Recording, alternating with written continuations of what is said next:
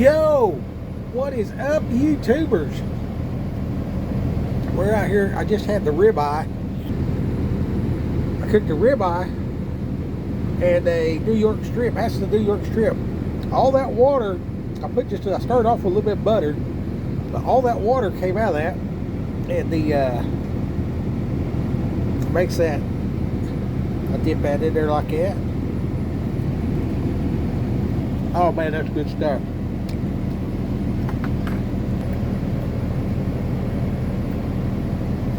I sear one side, flip it, sear the other side. Then I put the lid on it, let it sit for 20 minutes.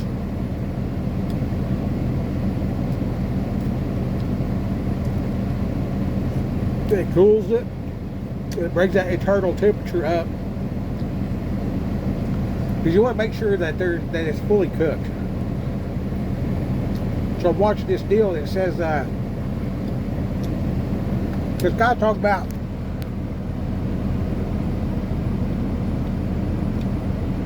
your last day, you can't take it with you. And man, that is such a lie. It is such a lie to think that that it's over when you die. You know what I mean? That's you just turn the page. You just start a new chapter type of deal. Best I can figure, right? So, in the Bible, Jesus says, lay up for yourself treasure in heaven, not on earth, because where your treasure is, your mind will be also. There's air conditioner now.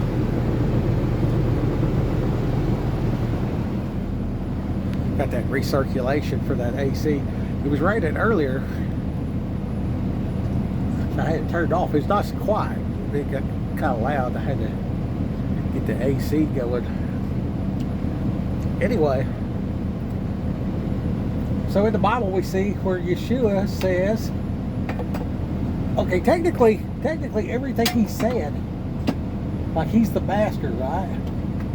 So if the master tells the student what to do, technically that's a command. He is the commander. Okay? So if I'm in the Lord's army, you know, he obviously outranks me, and everything he tells me to do would therefore be technically a command. So when it says keep the commands, it's like I should remember my instructions and I should carry them out as well. So if I love him, if I put him above everything, you know, you got your ambitions and wife, kids, job, whatever, and then up here at the very tip top is Yeshua, is the creator of the universe, is the Bible, which they all go hand in hand, and I'm seeking to gain similar attributes. Like my aspiration is not to be God, but my aspiration is to carry out the commands so that I will achieve the freedom that obedience brings. And in the process, refine my life into a vessel for bringing God's glory into the earth to help everybody else not catch on fire. So that's like redeeming God's children. So the children of God made people because he wanted a family, and these angels, you know what I mean, they come down here and they corrupted everything, and then now it's like this proving ground. So God kind of set it up like that, you know. It's like a he's real smart. God is so smart. You really can't trust him. You really can't trust his plan, even when it's hard, because he's already outthought the devil and the enemies and all that. He allowed the devil and the enemies and all that to set up a situation where we could be tested. And that gets into the sovereignty of God. Like, what gives him the right to allow Satan to be created, to create Satan knowing what he was going to do and how it was going to go down. But then when we're reading the Bible, especially Job, I think that's why Job was the first book I really read, was because at the end of it, he's like, where were you when I laid the foundations of the earth? You know what I mean? Like, who are you to question the Creator? What qualifications do you have to talk back or to question it at all? Well, he gave us free will. and we're created in his image. So he made us with that ability to challenge him, so we could decide whether we were going to or not, and we could find out if we're going to actually do what he commands us to do. Oh, excuse me. So that we would prove ourselves worthy, our worthship. So there's very, very many different forms of worship.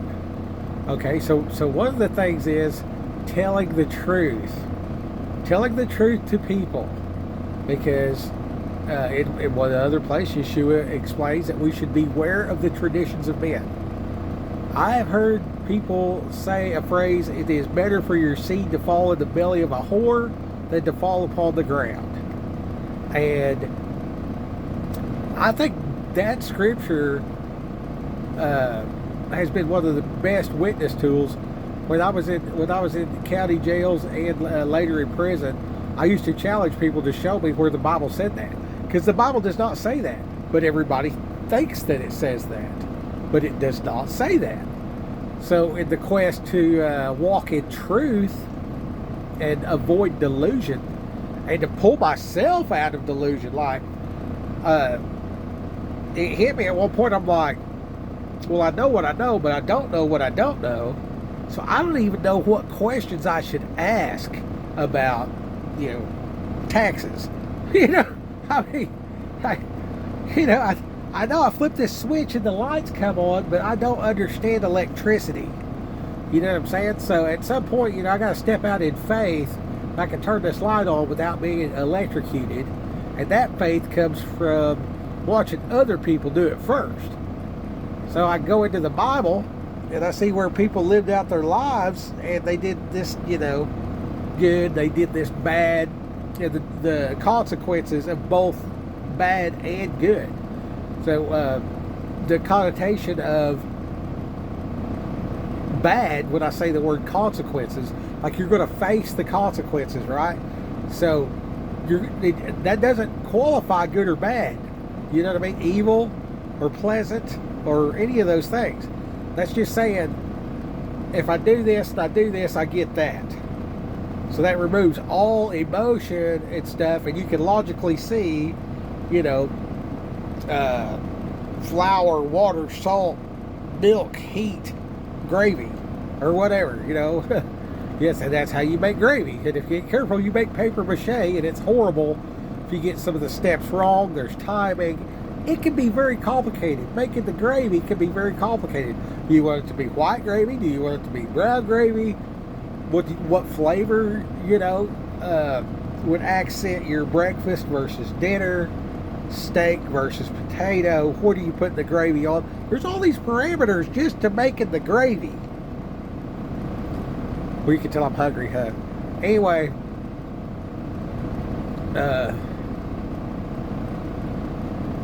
I want to remove any delusions from myself.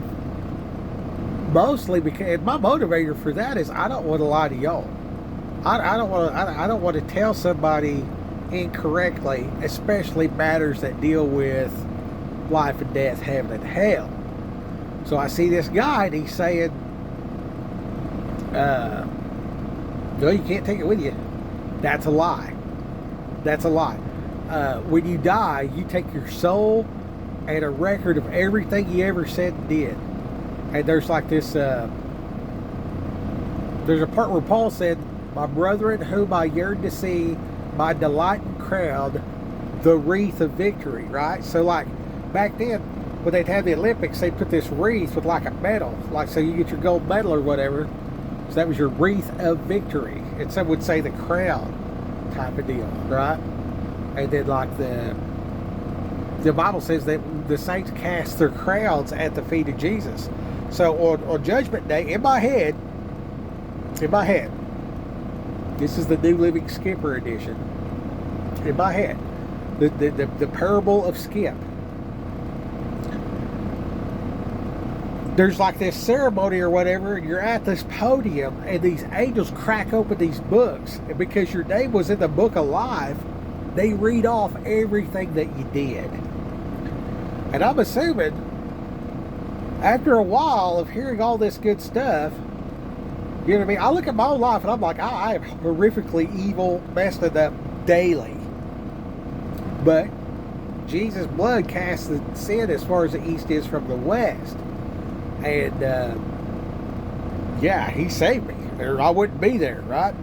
So as this angel's reading it, somewhere in there, I'm going to realize, you know, I did these things, and these other people heard this, and they changed their life or whatever, and then because their name is in the book of life, that's amazing.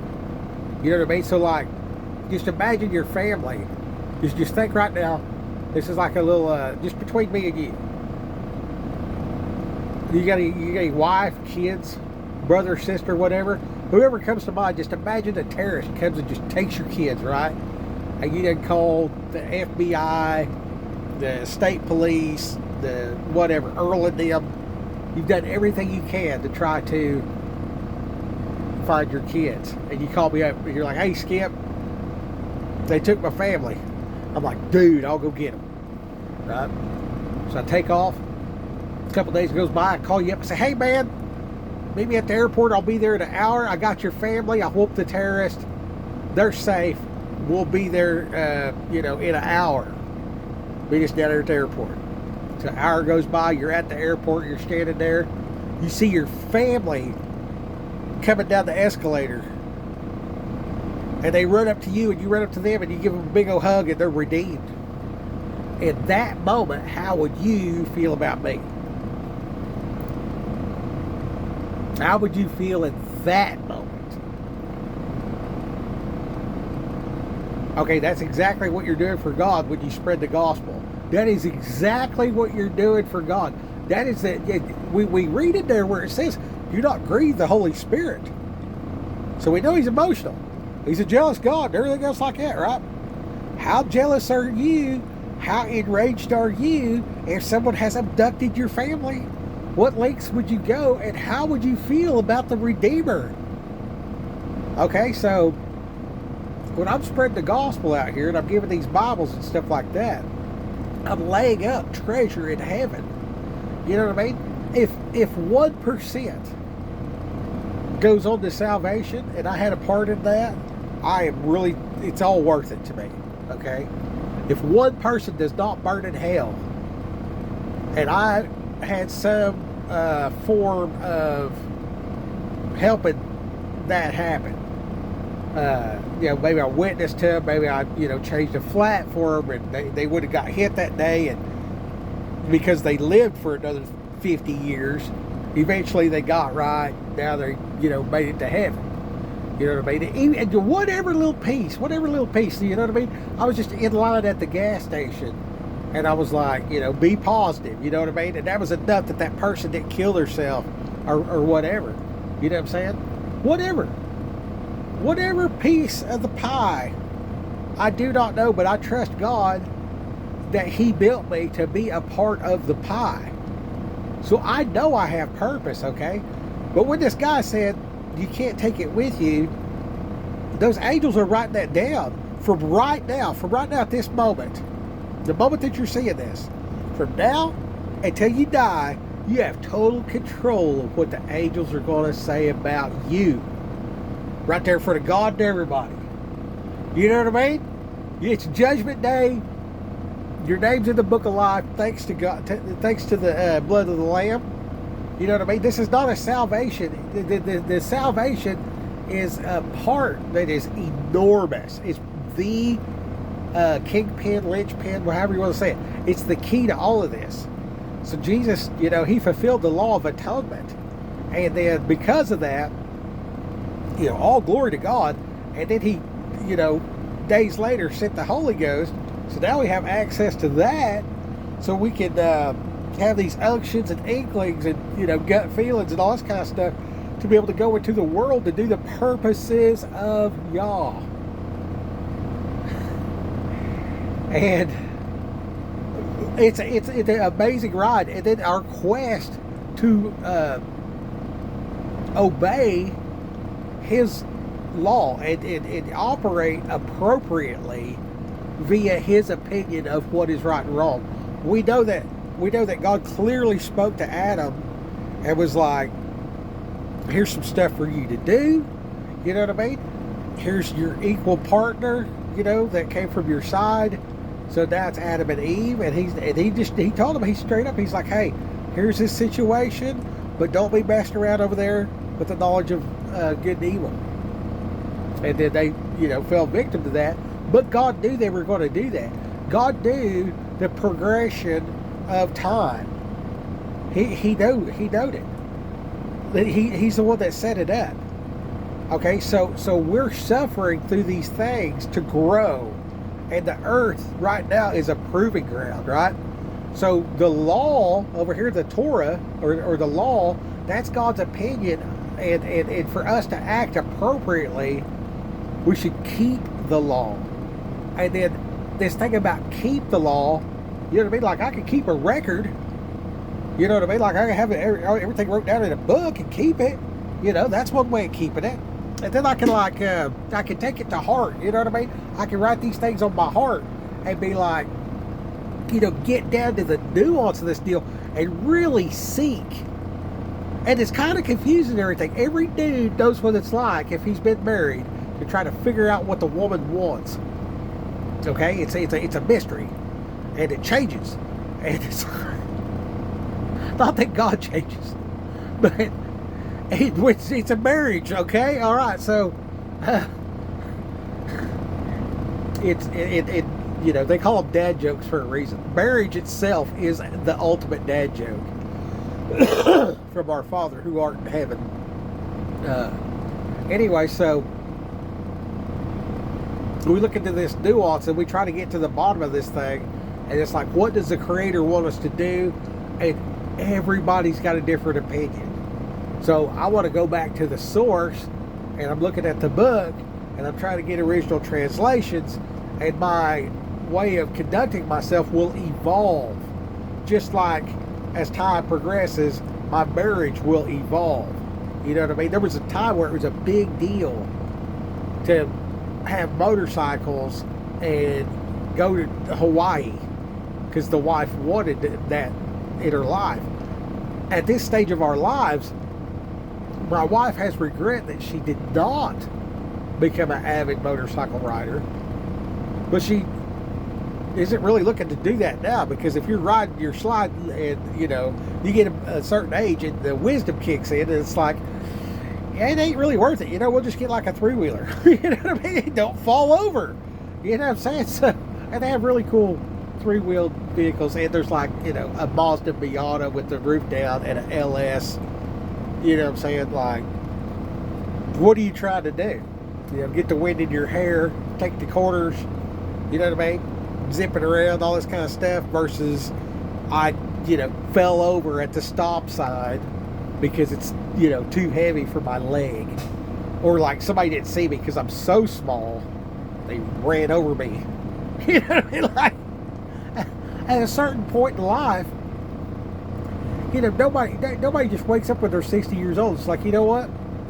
I've never rode a bike in my life, so I'm going to get a 1,300-pound Harley Davidson and just take off on it for the first time, and this is going to work out, right? No, you got to walk before you crawl. You know what I mean? You need like a Honda Rebel 125, and don't get out of the parking lot for a while, and I mean, you're probably going to want to be at least capable of riding a bicycle before you jump on this thing and try to do 70 mile an hour down the highway and then stop without falling down. Where you at with that Bible? Like, have you read the rules? You know what I mean? Have you gone back to Deuteronomy and Numbers and actually just read it and just be like, okay, these are the actual rules. These are the manufacturer's recommendations. Like, you got to change your oil. You need to rotate your tires. Yeah, I've had vehicles where when I was in Oklahoma, I never rotated a tire because we lived on dirt roads. You can have a 75,000 mile rated tire and it's not going to go 75,000 miles because the roads are terrible and the rocks are flint rocks. So when the road grader goes by and they crack and bust, it makes a sharp tip. That's what the Indians made the arrowheads out of. So if you're driving on Flint Rocks with street tires, you're not going to get. But if you're down there around Dallas, and you're city driving, you start your car up, you drive less than 3 miles to do whatever, and you repeat this process 3 to 6 times a day, and you might get 70,000 miles out of them tires, but you're going to have to rotate them, and your oil change intervals are going to be different due to, if you go by mileage, and you're driving from, you're commuting to work, 300 miles a week. That's a lot different than that old lady that's doing 300 miles a year, just going to church, going to get food. You know what I mean? So that old lady, she's probably gonna need to change her oil about 3 times a year just because. And that other person, you know what I mean, they could go by the 3,000 miles. So anyway, that's very specific to the vehicle. This vehicle right here, we go 45,000 miles on an oil change, but it's got secondary filtering, and the synthetics don't break down with heat, blah, blah, blah. And, it's 7 gallons of oil in the, 15.4 liter motor or whatever it is. It's a giant diesel, I mean. So, all these things play in together for the manufacturer's specifications. So look at you, look in the mirror. Are you a man? Are you a woman? Are you a child? Are you middle-aged? Are you elder? All these things go into, are you a Levitical priest or not? You know what I mean? Most people are not a Levitical priest. So these laws that everybody's scared of, they don't even apply. Then when you read in there, God himself said, surely this is not too hard, because it's actually not. Like, you don't just accidentally murder somebody, and even if you did, that would be manslaughter, not murder. You know what I mean? Our Bible says, thou shalt not kill, and in another spot says, go kill and eat. So obviously something's wrong here. And you dig into the nuance, and you find out it's thou shalt not murder. Like, do not go kill somebody and take their old lady. You know what I mean? Don't covet their wife. Don't murder them and take their wife. Well, why would we have to say that? Well, look back at Genghis Khan. Okay, and back in ancient China, Genghis Khan, dad raided another camp and took all the stuff and the women. Took them back. Stuff happened. And here comes a baby. And that baby was Genghis Khan. And Genghis Khan did not forget about this. And then he started becoming a guy that would go and take stuff. And then, like, he smashed out this other place or whatever. And then he got real good at it or whatever. Anyway, humans will go into a different group of humans and murder them for their stuff. And for their wives. Okay? And for their women. To make wives of it. I mean, it's a thing. And the Bible says don't do that. Now, here it is, 2025, living in America. We don't have to really explain that. And they think that they've gotten past all this stuff or whatever like that. But what happens is the enemy will let you think you won. So you let your guard down and you become susceptible. And after about 3 generations, the whole place is so in their head, they think they're untouchable, and that's what makes them touchable. You know what I mean? So we see these enemies, these wars rear up in cycles and stuff like that. So anyway, due to everything I just said, and observing that, I don't want to tell anybody a lie. You know what I mean? There's parables and stuff like that. There's ways of explaining things. We see Jesus do it all the time. And then being in Oklahoma, people in Oklahoma, they compare everything. You know what I mean? Often in very colorful ways that are quite entertaining, but not exactly something you want to have said at the Bible study. It's cold as a witch's tent out here. You know what I mean? Like, Where's that? Where's that come from? Like what even is that? You know what I mean? But it's a comparison. Anyway.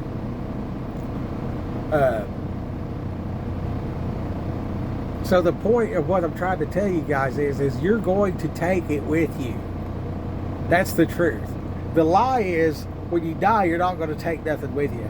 But you actually are going to take something with you. And that something is your soul and a record of everything you ever said and did.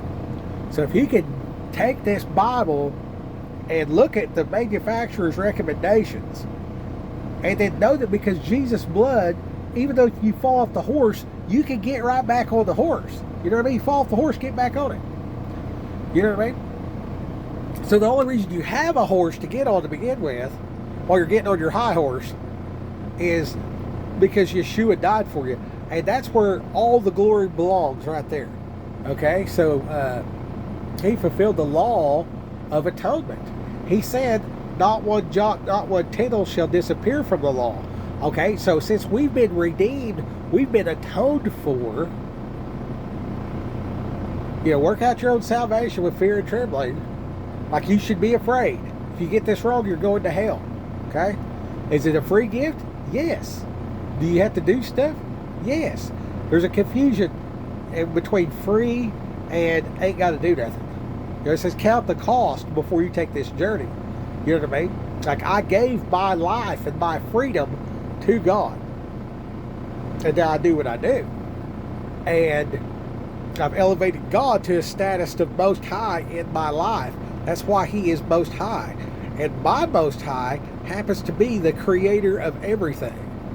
So since I am serving him and my mind is there, I will do whatever he tells me to do with obedience as good as I can muster. Okay? And one of those things is to shout down. See, I promised God I wouldn't shut up. One of those things is to shout down lies. And it's I explain it like this. So if we're walking in the woods and there's a bear trap, right? And I'm like, that's a bear trap right there. Okay? You know, the thing's opened up, the thing will snap. When you touch the thing in the middle, it just snap up, just break your leg. You know what I mean? Well, if we see that, we're not going to step in it. You know, we might even take a stick and trigger it or whatever. You know what I'm saying? But let's say that there's a snare or like a snag hanging, a bunch of fish hooks hanging in the limb. So we're looking over here and we're just walking through there, and that thing catches us and drags across us and just cuts us. You know what I mean? Which a little old scratch from a fish hook, you know, it might put out an eye. But that other one, I mean, it can break your leg and take your life. But the one that you see, you're not going to step in. What did you step in that you didn't see? Okay, so if I don't know the danger, I'm susceptible to falling in it, right? So that's the delusions. So we see this especially in the pretty women. The prettier she is, the crazier she is, right? Well, that's the results of decades of people lying to this person and tricking them out of their breeches.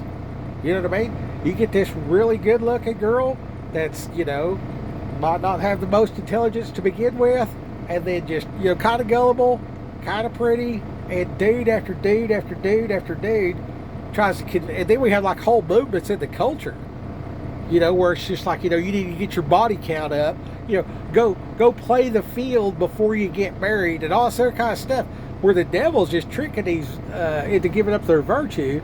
And then, you know, they've been ran through by 200 dudes, and now their, you know, spouse, their whatever, they're comparing to all these other 200, you know, and all this kind of stuff. It's just horrific. It's just, I mean, it happens every day, and it's tragic.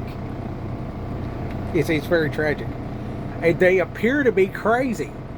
You know what I mean? So when you see these American females, they have been lied to so much. I mean, these people will say, I mean, some of the just craziest lies, and they'll believe it. They'll be like, a woman can do anything a man can do. And it's like, no, you can't.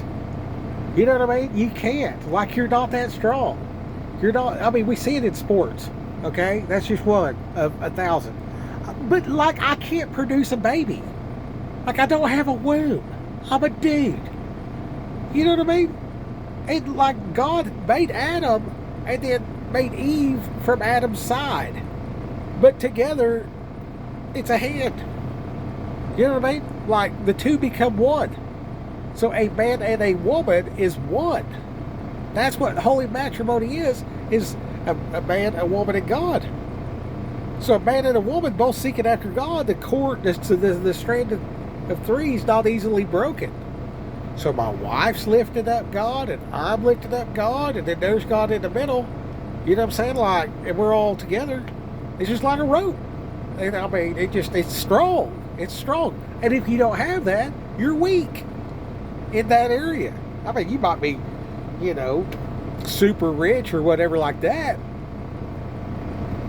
I mean, yeah, you can have a lot of stuff and everything, but, you know, what does it profit a man to gain the whole world if he loses his soul doing it? You know what I mean? Your mind, will, and emotions have totally went out the window to, you know, build a portfolio on the stock market. And we know that corporations are just, you know, bound to the dollar bill. So, like, I don't have stocks and bonds. I don't have anything to do with the stock market, because why would I? Why would I? You know what I mean? Like, if I want stock, I will get land and cattle. You know what I mean? Like, God gives the increase, right? Well, what do we see him increasing? He makes the grass grow. Maybe I should have some land and let the grass grow. Maybe I can have this cow or sheep or deer, whatever, eat the grass, and then I will eat it. So now I got land to live on. I could probably do some farming, probably do some ranching, and yeah, like a water well. So I got water, or I got the land, I got the water, I got the food, I got the other type of foods. There's everything I need. Now, if I got the woman, I can start making little kids. I'll be fruitful and multiply. Seems like, I mean, like, it works, dude. It works, right? And if my mind, will, and emotions is first and foremost upon God, I will see those things as important. And in my life, I got to the point where I was just like, I thought I was going to hell. I'll be honest with you, man. I mean, don't waste your suffering. It's too expensive, right? So on my one of several trips to rock bottom, oh man, I really thought I was going to hell, and I was like, well, maybe I can help somebody else stay out. You know what I mean? I deserve to go to hell. I have done these things. I deserve to go to hell. Maybe somebody else doesn't have to go. Maybe I could warn somebody before they go to hell. And that kind of became my mission. You know what I mean? And then I set out on a quest after that to take over the earth for Jesus. That's literally my mission statement. That's my mission statement. Take over the entire earth for Jesus. It's been a grand adventure ever since. But I just wanted to clear that up. Here's my short video I was going to make about you really do take it with you after you die. That's the point of this. There's an afterlife, and it's supernatural. Like, I don't see how holding this little piece of plastic in my hand is making a video and then going to the interwebs, and then you guys are bringing it up and listening right now. Thingy stuffs. It's a thing. I don't know how it works. It's obviously working. All that workings I mentioned is unseen. Okay, so you see this right here? See how this is? Oh, fun fact. I can see this in the reflection of my glasses. See that? Look at the edge of my... Look right here. In this area. Watch out. You see that? You see that? You see that? About right here is about the point, the tip of my index finger I can see in my glasses. Let's see if I can see it where you can see it. See what I'm saying? You see that? So when you get these glasses, get the extra wide. See, I got other glasses that are narrower, but this, about that much of it, about one finger wide, like right here. I can see that. So that's your bonus tip, is use your reflections to see behind you type of deal. You know what I mean? See around the corner or whatever. Anyway, a guy tried to stab me one time, and I seen that. And I moved like that, and he stabbed the headrest. I grabbed his hand. I put it over the window. I was just like banging it. Bang, bang, bang, until he dropped the knife. And when he dropped the knife, I popped the door. I went to get out, but the seatbelt got me. And I had drug this guy over in my lap, and I'm feeding him elbows. Bam, bam, bam. And then I popped the door, and then I tried to get out, and I couldn't, so I hit him a couple more times with my elbow, and I popped it like this. That other dude just coming around the truck, and I step out, and I just drug this dude out of the thing, and he hits the ground, and I punched him. Bam, bam, bam. And I see them guys coming, so I pop up on my feet, because I have my knees on his chest right here and here, and I'm just stroking on this dude. Bam, bam, bam. And they come around the truck like that. And I stood up, and as I stood, I was roofing. I had picked up these Guatemalans, and they decided they'd rather just rob me than go to work that day, apparently. Anyway, so this dude comes, it's like fighting little kids, you know what I mean? Because they're little. They're pretty fucking tough. Excuse me. Yeah, anyway. So I take a step. As soon as that dude got close enough, I stroked this dude like this, and I just took a step. Blow! And just knocked this dude, I mean, feet in the air. I mean, this was the height of my hot tar roofing career. I mean, like, I was a beast, dude, for real. I could carry, I used to put three bundles of shingles on my shoulder and climb the ladder with it. I was climbing the ladder one time, and the fiberglass ladder, maybe a month old, it broke in half. It broke just my weight, and I think I was 240, 250, and then 75 pounds times 3 going up the ladder. Anyway, so I take a step off this dude, blow! I took a step past him, hit that next one, blow! And these dudes, you ever hit somebody and their feet come plumb up like that, and then they fall down like that? That's what it was, man. It was like, anyway, the Lord's got me through a lot of difficult situations. Anyway, so everything you say and do will be taken with you on that day, and the angels are going to say all of it. The angels are going to say all of it. Everything you say and do, you are taking it with you, and the command is to lay up treasure in heaven instead of on earth, because your mind will be where your treasure is. And then there's another part, I don't know where the Bible says it, I'm sure it does, but because I'm so adept to earning my way, when I'm working for God, it helps me receive blessings. I can't receive unless I feel like I earn. You ever try to, especially if you're with the good old boys, and you try to buy their coffee, and they're like, no, I'll get it. No, I'll get it. And they got, it's like this whole fuss. We do the same thing to God. Here's a big bonus for all you tough guys out there, good old boys. You got to learn how to receive. You got to let God give you stuff, okay? So if you're that guy that won't let the other guy pay, go ahead and let him pay. Because, it is what it is. But go ahead and work for God so that you can receive from God. I could not receive until I was giving. In that moment where I was like, well, maybe I can help somebody else not go to hell. As I was doing that, I thought I might be worthy, and the thought that just maybe I was saved crept in through my walk and work.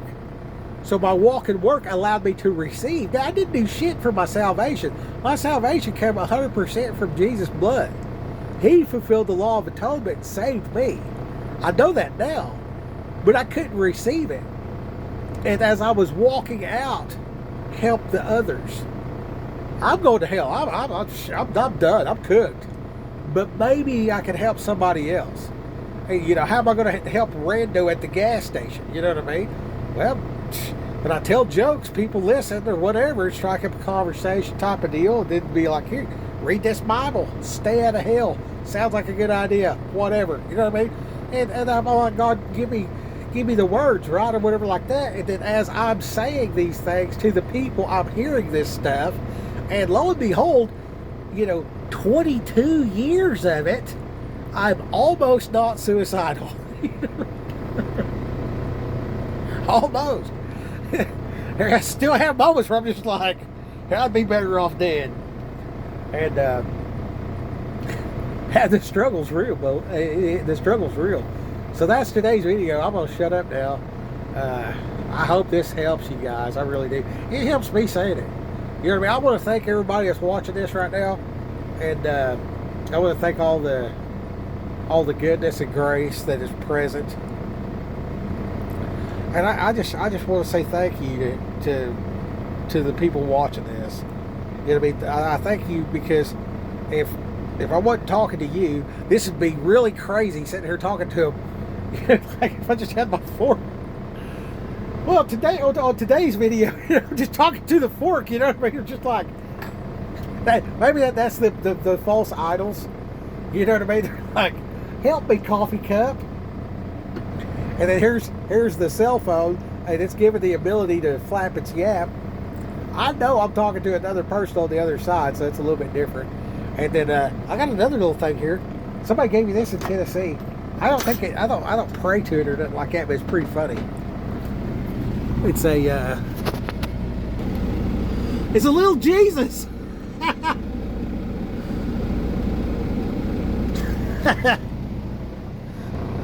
I stuck that in there when I seen that. I was like, man, I mean, I'm not going to pray to this thing or anything like that, so it's not an idol. But when they talk about their idols, and they were leaving out, an old girl hit it on her saddle, and then told the old boy that she was on the rag or whatever, so he went to look. And yeah. Anyway, that's what I always had that in my head. I was like, was it like a little figurine or statue or whatever? They talked about they'd carve them out of wood, and they sit there and pray to them. So they'd have like the Smurfs lined up.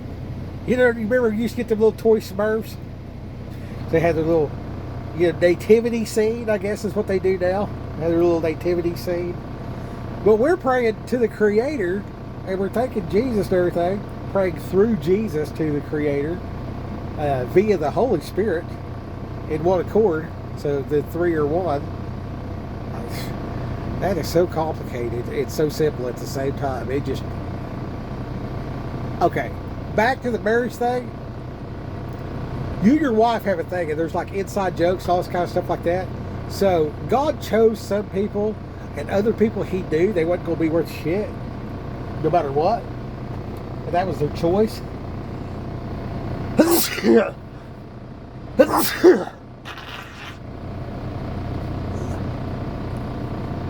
have to seek God. You know what I'm saying? That's part of your worship. The pursuit. Cleave.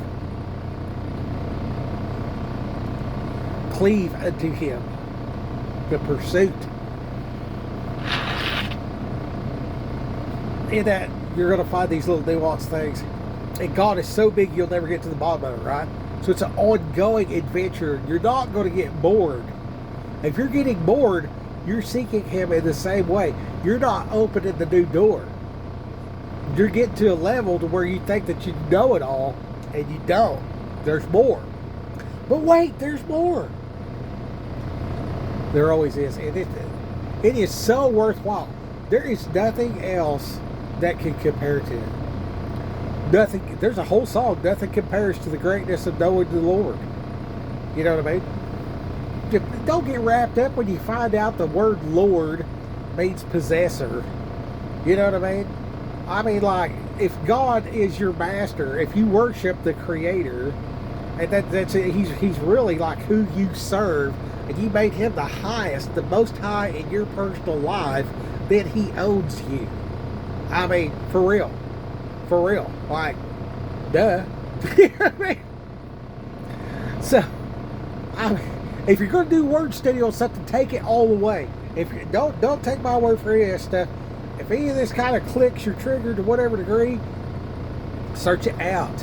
Search it out. Search it out. Search it out. You work out your salvation with fear and trembling. That's your job for you. I don't know what to do with my hands. Anyway, I know y'all just watching because you're good. You think I'm good looking. I know that's what it is. With glasses like this, I can See you to the future. Anyway. The other thing is just saying, if you're not singing to God, you're missing out. You done been in the car and your jam come on and you're just like, rocking and singing and whatever like that, you know what I mean? Like nobody's watching and everything. Man, get that connection with God. Get that connection with God. There's a time where it's supposed to be real, like, soldier and commander. But there is a very large amount of the connection to God that's in the singing, man, in the singing. You sing a sad song, you sing a happy song, you sing Baby Shark, I don't know, just whatever. But sing it to God. Whatever song you got, whatever is being glorified in the song, make that an attribute of God. And just kind of get going that way. And then after you've had enough of that or whatever like that, and you want to get like professional help, dude, the Battle Hymn of the Republic by the Oak Ridge Boys. Listen to that. That has teeth. That is Daddy Shark. That is Great White Shark. That is Whale Shark. That is freaking Tiger Teeth. For real. Oh, and that lion that roars at the beginning of that, the movies come on and that old thing's like, or whatever. That's actually a tiger. That's a tiger. So when you watch these movies and stuff, you gotta really watch out. You gotta really watch out. And you get back into the real, look for the gist of it.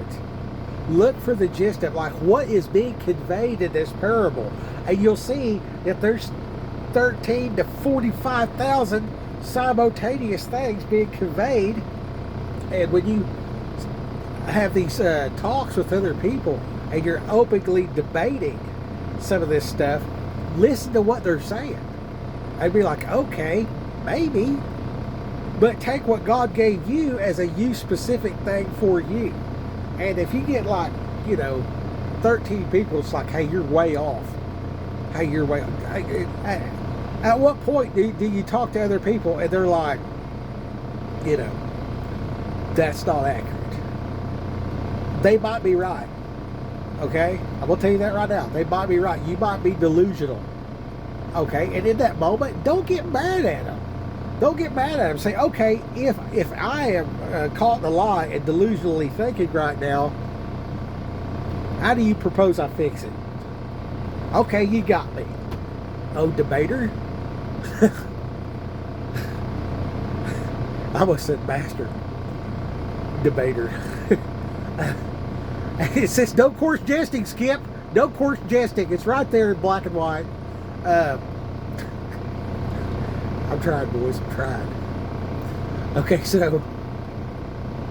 Oh, the puns. I got 47 jokes I can't tell. Oh,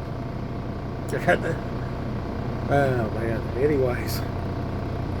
In the moment where you've believed something for 57 years and then somebody tells you it's wrong, and then there's significant evidence that it actually is wrong, dude, stay humble enough to entertain, is this wrong or right? And just see where they're coming from, right? Because here's the deal. If it turns out you're right, and this other person's seeing it in a light that's out of context or whatever like that, you're going to be more prepared to deal with this in another person either you're wrong or they're wrong, or maybe both of you guys are right, type of deal, whatever. Get to the bottom of it.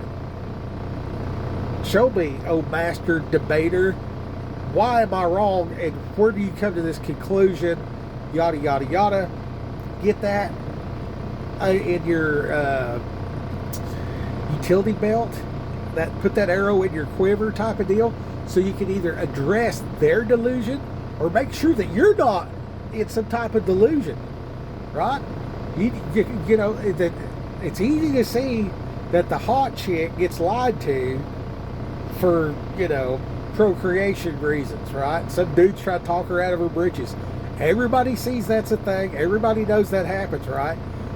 But the devil is here to steal, kill, and destroy.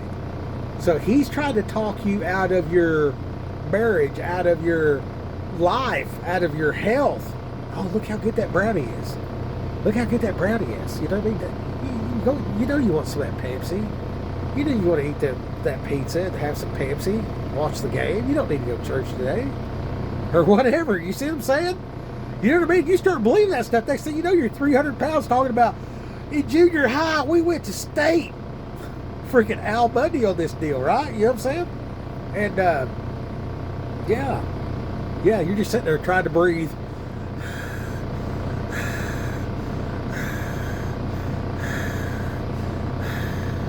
What did you do? Did you just run around the block 3 times? No, I just coming back from taking a shit. You know, I'm 312 pounds. I'm 4'9". I got a whole stash of fudge rounds. I haven't broken run for 100. I haven't run 100 yards in the last dozen years, the last 2 decades. Most people will never sprint again after like 30. It's crazy. It's crazy.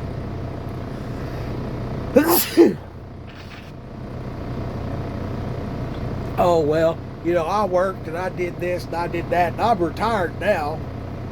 You know, the highest rising rate of STDs is amongst baby boomers. They're freaking 65, 70 years old, just going to orgies and stuff. Dude, it's crazy. It's crazy. The devil's here to steal, kill, and destroy.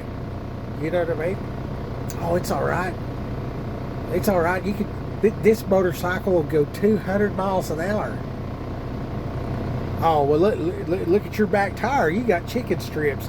You're not leaning it over far enough. I thought you said you could drag a knee. I'm dragging my knee so I can keep the bike upright. Not to lean it over further. I got chicken strips because I'm not stupid. I don't have to lay the bike all the way on its side to go around a corner. I told the guy that one time. I laid the bike almost sideways to the point of touching the chicken strip, driving in a straight line. And I told him I could do it. I'm like, that has nothing to do. And then I tried these. I'm like, watch, any GP race. Like, when you're actually trying to go somewhere, if I'm trying to make it around the track in my Mazda Miata with an LS, I'm not drifting the car. I'm trying to keep traction so I can go faster. Drifting around the corner is slower than driving around the corner. Like, what are you doing here? What kind of race are we running here? You know what I mean? So if you're not reading that Bible, if you don't go back to the manufacturer's recommendations of what's right, and then realize that grace, through what Jesus did, you got to walk appropriately with grace. And those two things stack. They don't replace. They stack. They go hand in hand. I got a left hand. I got a right hand. But they're both my hands. But I'm not going to put a left glove on my right hand because it wasn't designed that way. But it was stitched together. It's really hard to use your thumb if you put the wrong glove on the wrong hand. In a pinch, I don't want the hypothermia. All I have is left-handed gloves. I will put a left-handed glove on my right hand in that moment because it makes sense. But I'm going to buy a pair of gloves, right and left, and put them on the right hand. But my socks don't have a right foot and a left foot, but I got a right foot, left foot in my boots. You know what I'm saying? So, if it's a sock, put it on either foot. It don't matter. If it's a boot, put it on the correct foot so your feet don't hurt by the end of the day. Just real basic stuff like, is my life better that my feet don't hurt? You know what I'm saying? It's real practical stuff. Like, you get in there and you go back and you read that law, and you'll realize real quick, I can't do all this. And it's like, wow, I have really messed this up. The standards of the creator of everything is extremely specific and high level. And then if you actually think about it, us, the Gentiles, what we're required to do, it's not that hard at all. It's like you look up and you see the moon, and a little sliver of it starts. You're like, okay, it's the beginning of the month. This is day number 1. 1, 2, 3, 4, 5, 6. Oh, here's day number 7. And then like once a year is the holiest day. You know what I mean? Like figure that out. And you're like, oh, well, this is really hard to figure out. Well, ask somebody that knows. Okay, well, nobody seems to know for sure. And everybody keeps saying, well, but maybe it's this, well, maybe it's that or whatever. So can mankind twist the word? Yeah. They lie all the time. They're lying to Sally because she's pretty, trying to get in her britches. The devil's here to steal, kill, and destroy. You know what I mean? They're trying to kill Sally's ability to have a good marriage and quality of life by, she's got a body count of 275. You know what I mean? Like, you see this? You know what I mean? I blowed my nose in it once. I might blow my nose in it again. I would bet money that you don't want to blow your nose in this, because I already blew my nose in it. Okay?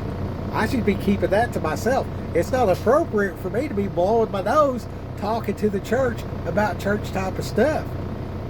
So, I should be more appropriate, say, excuse me, go off camera and blow, come back to camera.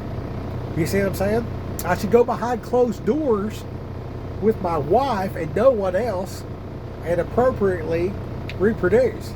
And anything outside of that is less than appropriate. But if I've been inappropriate, I have grace because what Jesus did. You see what I'm saying? And somewhere in this deal I figured out, after I told thousands and thousands of people that they could be saved even if they sin because of what Jesus has done for us, I'm like, it's pretty arrogant for me to think that my sin is the one that he can't cover. You know what I mean? And the Bible even talks about the unforgivable sin, and in context, the Holy Spirit, Jesus told Peter, asked Peter, who am I? He said, you're the Christ. And he said, on this rock, I will build the church. It was the Holy Spirit that gave him knowledge of who Jesus was. That was the rock is the Holy Spirit. That was inside Peter. That's what that was. Go back and read it. You can find it. You might have to go through all the Gospels to find it, but I think it's in 3 of the 4 Gospels. And eyewitnesses will never say the exact same thing. So if this Gospel is a little different than this, Matthew said this, Mark said this, Luke said this, and John said that. Same situation, slightly different. That actually, if you'll talk to somebody that actually does court stuff, if you talk to a cop, and the cop interviews 4 people, everybody has the exact same story. He knows it's a lie. Because people are seeing it from different angles. They're going to use different ways to describe it. And the gospel is such an intricate thing that there was multiple witnesses of what went down. So that's why there's 4 gospels. Okay, so go ye into all the earth and spread the gospel, right? If I tell you about it, the things I've said here today are, there's been a lot of biblical truth spoken, and it's not the way you're going to tell somebody else. You know what I'm saying? But I'm living this deal. It's my life. It's my story. I can tell it how I want. These are the examples of God's goodness and grace and the things that have, blessed me with abundance of life, and I want to share that. And it's what saved me. You know what I mean? My willingness that you don't die is what's opening the door for me to receive these things from God. You know what I mean? And there's all this stuff that I don't know. And in the moment that somebody asks me something I don't know, I'm like, hey, I don't know. But I have been doing this for decades. So it's hard for somebody to have entry-level questions talking to a person of 20 years experience, have a question that they haven't already addressed. Like I was talking about earlier, am I delusional? Are they showing me something new? Okay, I'm encountering this new thing. Is it right? Is it wrong? Where are you coming from? Show me, tell me what I don't know. Explain this thing. Okay, here's this that's been explained like this, like that. And, 6 years later, this person brings the same thing up, and I'm like, well, tell me what I don't know type of deal. And they explain, and it's like this, it's like that, or whatever, you know what I mean? And, yeah, so, like, I know what I read. I know what I've lived through. I know what thousands of people that I've talked to say about these things. And, a lot of times, I have said the words, I do not know. But way more often, I know what they're talking about. And when they bring it up, I can tell them what they're fixing to say. A lot of times. Like, for real. And that's just from repetition. You know what I mean? Like, I go into the locker room in the NFL and try to explain to somebody how to do a bench press. This dude's been doing bench press for 40 years. This guy started doing, this dude was 6 years old doing bench press, and he's 35, he's 36. This guy's been doing bench presses for 30 years. And you're going to go in there, and because you watched, what's that one dude? Not Richard Pryor. You watched Richard Simmons, one workout video, graduated to Tybo, and now you're going to go into an NFL locker room and try to explain to this guy how to do a bench press. And if he's entertaining you, he'll be like, well, show me, I guess, And that's probably, well, on some subjects, that really is accurate. But a lot of stuff, it's not. There's so many people that know so much more about it than me. It ain't funny. But if I'm going to dedicate my life to something and narrow it down to like this one thing, you know what I mean? My hill to die on, or my specialty, or my expertise, or whatever else like that, you better believe it's going to be don't go to hell. I highly recommend don't go to hell. Work that out with fear and trembling immediately, and then go back for the refresher course 5 times a year. For real. And the best way to keep a fresh edge on your knife is to, the sword of the Spirit, double-edged sword, whatever, Christianese and church speak.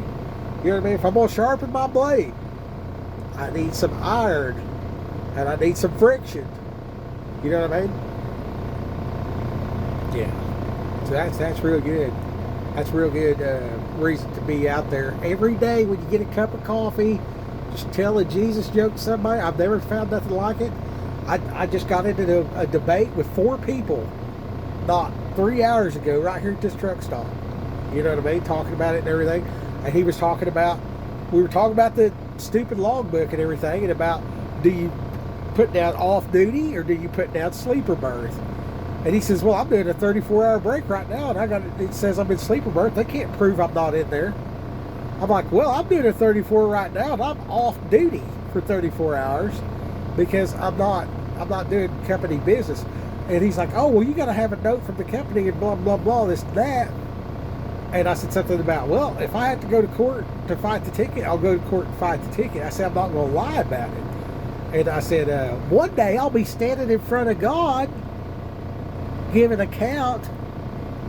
You know what I mean? And I don't want to be a liar before the courtroom of heaven. Right? Which I'm guilty. I'm still, but in that moment it made sense. And then when I was talking with that guy, and he goes, oh, you're one of those. And I'm like, yeah, I would rather fear God and not fear man. You know what I mean? Like I'm not afraid of the DOT. But the GOD is, you think getting put out of service for 10 hours is annoying. You had to pay a $300 ticket because your logbook violation. Well, how about getting thrown in hell for eternity? I mean, God bless. Like, are you even close to serious right now? You know what I mean? And then the other guys tell him, and so he walks over here and he gets in line, and I'm making my coffee. And I hear the other guy say, "Oh, that's not lying. That's not lying." You know, I was thinking to myself, these guys have no CYA. And I walk up there to get in the line from this angle, and there's a long line. So I walk around the aisle, I get in line, and the guy's standing there, and the whole back of his pants is blowed out. I waited until he said something again, and I knew it was him because I recognized his voice. So I walked back around on this side or whatever, it's like that. And I was like, "How's your day going?" And I'm like, "You know the whole back of your pants is blowed out, right?" And he reaches back and he reaches back. "No, it ain't." I was like, "Yeah, on the other side there, just reach a little further there." And he reached back here and he felt it. And this is a real, I mean, he had his shirt tucked in. I mean, this dude's squared away. This dude was super embarrassed or whatever like that. And it was just like this whole gotcha moment. I didn't bring it up to him or whatever. So it's like an inside joke now between me and God. Like, you know, his ass is in the wind type of deal. And I'm just like, I'm trying not to laugh about it or whatever. And by the time it's my turn at the counter, you know, I just, hey, what's Jesus' blood type? Be positive. And that lady just loved. I'm in Mississippi, so the ladies down here, they just love it. They just love the Jesus jokes. And if you're doing a Christian comedy tour, I'm telling you, start off in Texas and just work your way to the Atlantic Ocean and stay about Highway 20. You will have a great time. If you go across like 90, 94, or anywhere like New England, yeah, it's not going to work out. You want to be a little seasoned before you get up that way telling the Jesus jokes, because yeah, if you're in Boston telling jokes about Jesus and using Bible quotes, a lot of them they will not understand because they don't read, and they're more vicious people. In words, in deeds, pushover. I mean, your average person in Boston, you know what I mean? If you know, they'll talk mean and everything else like that. You slap them in the mouth, they'll just run away. The average guy in the South, I mean, the fight's on. You know what I mean? But they're super nice, so like, it's kind of weird. But you won't get in a fight. And being out here in these trucks, I'm telling you right now, if you don't want to be in a fist fight, you can drive these trucks for 30 years and never get in a fist fight. It's really true. It's really true. It's not like it used to be. When I was a kid, right there with my dad, dude, they would just, I mean, you'd find arm wrestling and bare knuckle matches, and there was, you know, hitchhikers, hippies, and whores everywhere. It was wild, man. Back, you know, in 1985 versus 2025, yeah, totally different world. You wouldn't even recognize it. If you took one of these truck drivers who's been driving about 2 years out here, you take them back to 1985, drop them off, they'd quit, man. They would not hold up at all. But, you know, I mean, times change or whatever. I don't even know. We're just going to leave it at that.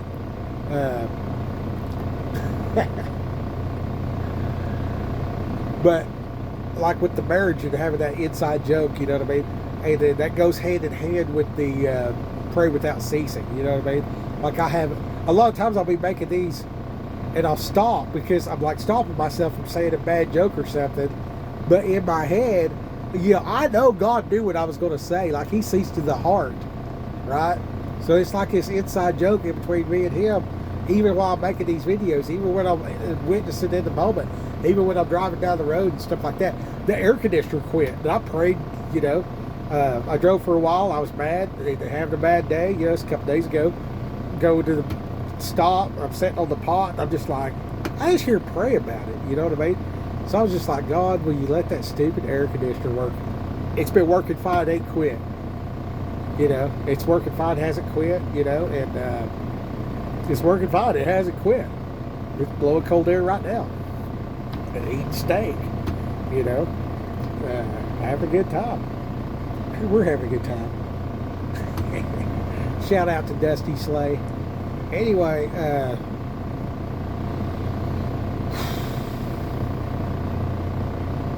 just like a marriage, you're going to find these nuanced things with it develop these inside jokes with God. You know what I mean? I mean, all the way down. I mean, this dude's pants was blown out.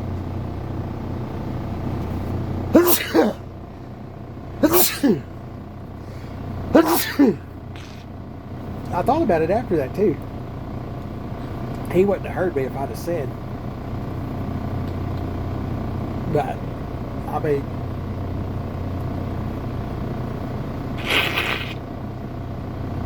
I've literally stopped here because it's Saturday. I got hours. I got places to be.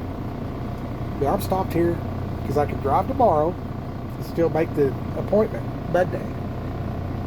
So, and it's Saturday and everything. But I don't think Saturday's the Sabbath. I thought it was. You know what I mean? And then like, I thought it was Sunday. And then like, I looked at the calendar. I'm like, well, that's obviously wrong because Sunday's the first day, not the seventh day. I didn't come to find out that calendar's all messed up. Then it turns out it's like the sliver of the moon. So, you know, it's my belief at this point, which I still could be wrong. But you count that first sliver, 7 days, 7 days, 7 days, until it slivers again, start counting again. That's, you know, my belief. And yet I'm not doing that. You know what I'm saying? So, like, I'm falling short. I am not looking into the lunar cycles enough to get an accurate day. That way I know for sure I'm doing it the way the Creator intended.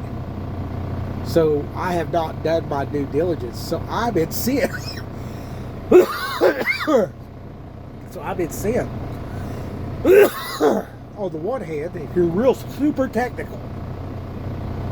Then on the other hand, I'm doing the best I can with what I got. So I'm not perfect, but I'm trying, right? And that's my motivation behind what I'm doing. You know what I mean? Is salvation, is harvest the people, is try to honor God, try to do right, try to figure this thing out and like help others to, you know, seek the treasure and lay that treasure up in heaven so that your headspace is in the right space so you can receive and give to the others. You might be watering, fertilizing, plowing, whatever, pruning, whatever, growing this great garden.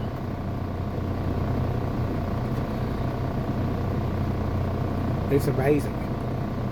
And when to think that he would have anything to do with me.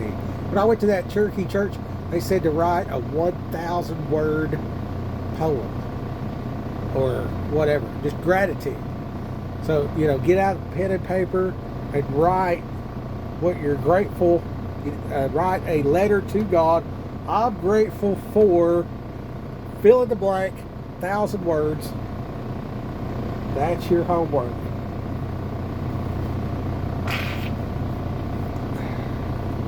I still haven't done it.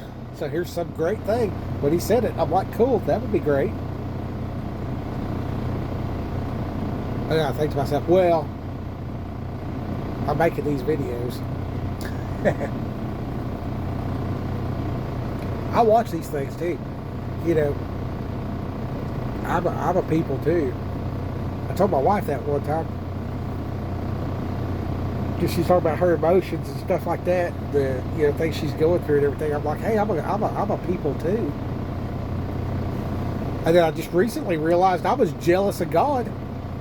You know what I mean? Because I'm talking to her about something. I mean, this is major, you know, personal business.